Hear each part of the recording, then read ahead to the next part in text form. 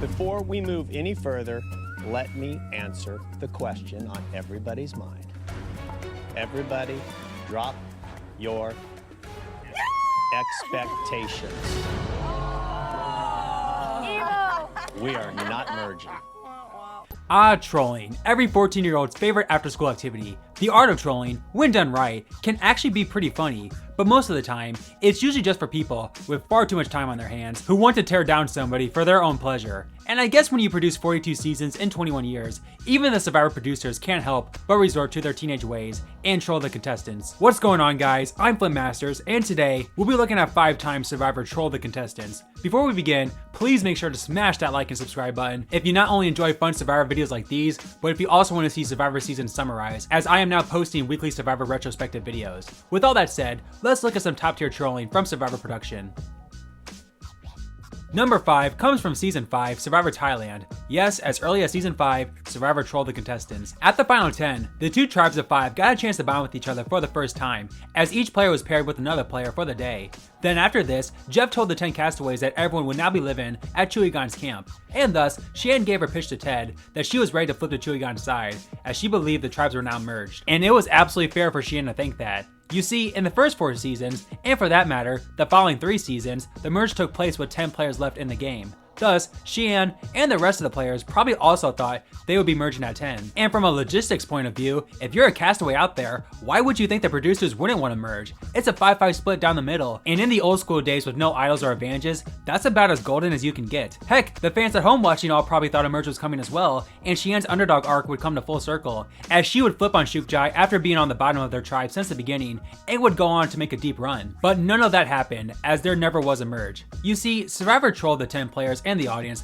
by acting like there was a merge, even having the 10 players live on the same beach, but in reality, it was simply a troll job by production to mess with the players, as Jeff never actually said the word merge. Aaron, was it tough having 2 tribes live together on the same beach? To be completely honest, no, not at all. It's actually much better having both tribes live together. I never would have expected our merge to have gone as smoothly as it has. You said merge. Yes. I certainly didn't say anything to give you that impression, did I?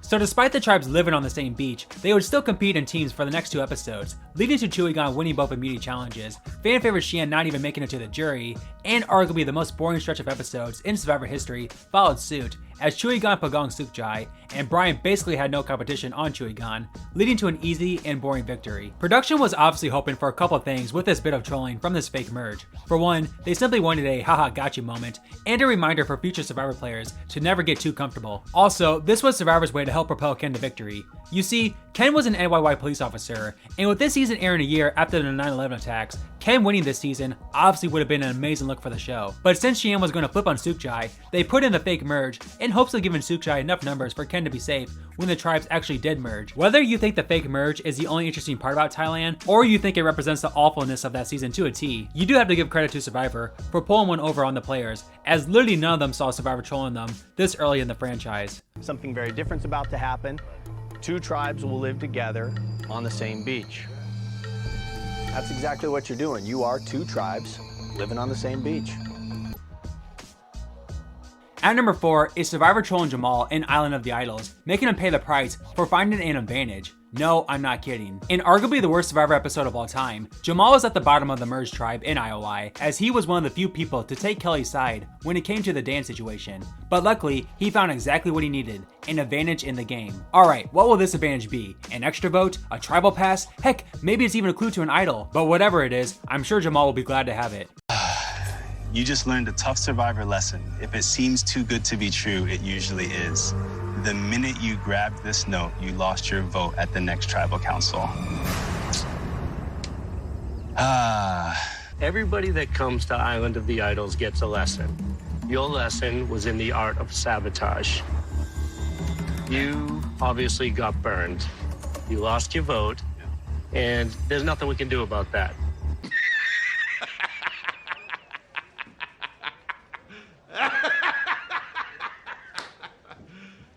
You serious? Yep, the quote advantage that Jamal found was really just a note that told him he would be going to IOI, where Rob and Sandra gave him the baffling news that due to finding this note, he would lose his vote at Tribal. I mean, production had to have just gone off of Twitter when they thought of this one, as this is trolling of epic proportions. So basically, Jamal was penalized for actively playing the game and going for something that every Survivor player would go for, especially when they're in trouble.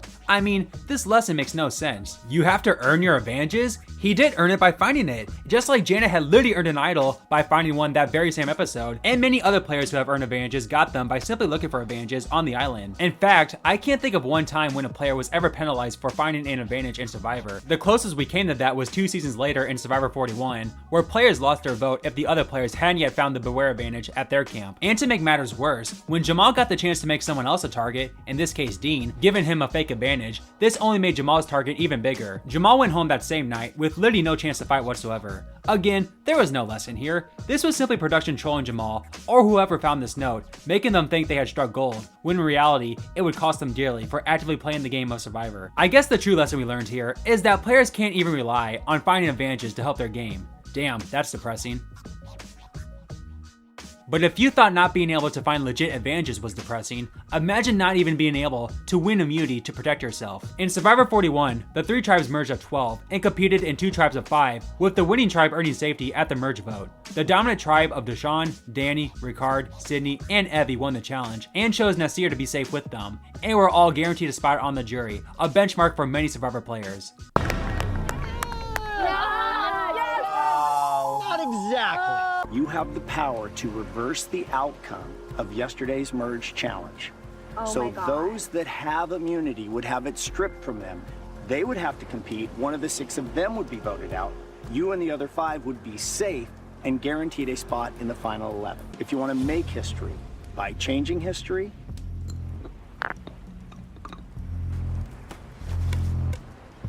smash the hourglass. Oh my gosh.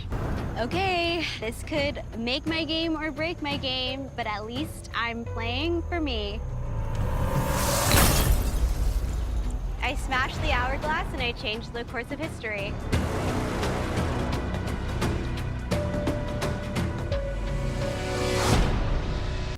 No, God! No, God, please, no! No!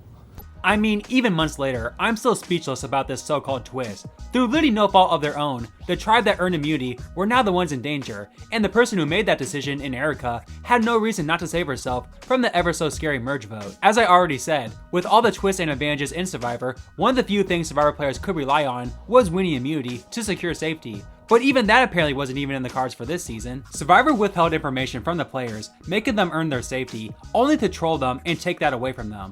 This led to obvious outrage from the fans, with many players, specifically Danny, a pro athlete, understandably giving Jeff an earful about his displeasure from this twist. It's one thing to be like Thailand, where Jeff and production trolled the players, but never actually lied to them.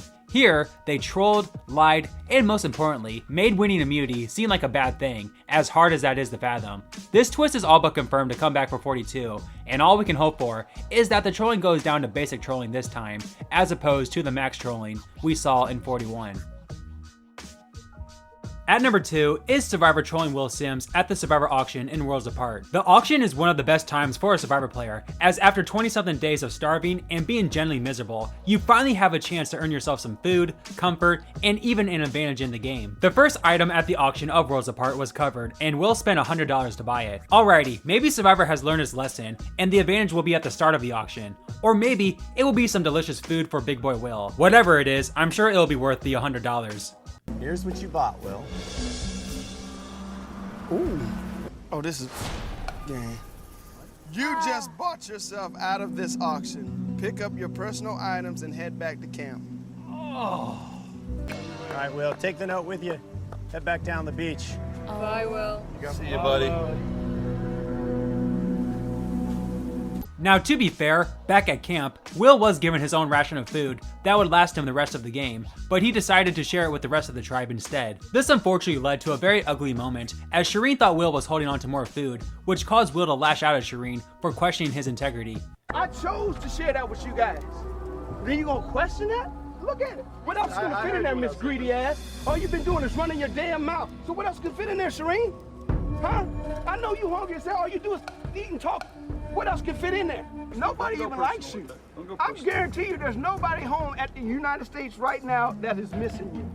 This was obviously a bad moment for all parties involved. I mean, yeah, Shireen was ultimately wrong to assume Will was hiding food, but can you blame her for assuming that the best Survivor could offer Will after taking him out of the auction was some dried fruit and powder? And yes, what Will said about Shireen was terrible, but you can't blame the guy for being on edge after having food and comfort being taken away from him, especially since he had been miserable for the past month. The best time to troll someone is to pick on them when they're down, and Survivor did this to Will, as he paid $100 to essentially lose his chance at food and luxuries, all the while knowing he was looking forward to this auction for a while now. I hope the controversy was worth your trolling pleasure, Survivor.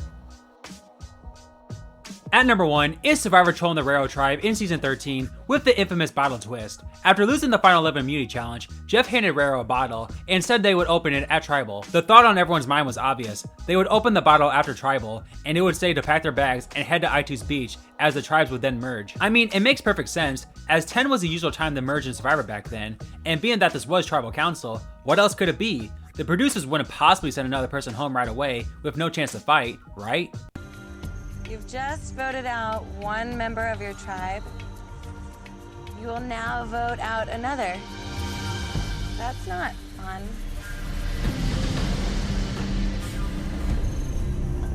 Alrighty then, I stand corrected. With no chance to fight whatsoever, Jenny was picked off as she was seen as dangerous to the Majority Alliance, and is one of the more forgotten screwed over players in Survivor. We've seen cases similar to this in seasons like Redemption Island and South Pacific, where back-to-back tribal councils were held. However, for one, there was an actual immunity challenge before the second vote off in those seasons, and furthermore, the players picked off were already in the minority anyway, so if anything, it sped up the begonging. Jenny, on the other hand, had plenty of options moving forward, as she could obviously get back with you and Becky, or stay with the majority at the merge. And yes, while Raro still had the majority when the tribes did merge at 9, and for that matter, played it poorly, imagine losing 2 members through no fault of your own, thus going from a powerful position at the merge to one flip, sending you to the bottom. Tribal Council is literally where players lose their shot at $1 million, and Survivor treated it like it was no big deal for the Raro players, making them get rid of another number, giving the players at the bottom no chance to fight, all the while having everyone think that it would most likely be a note saying they would be merging.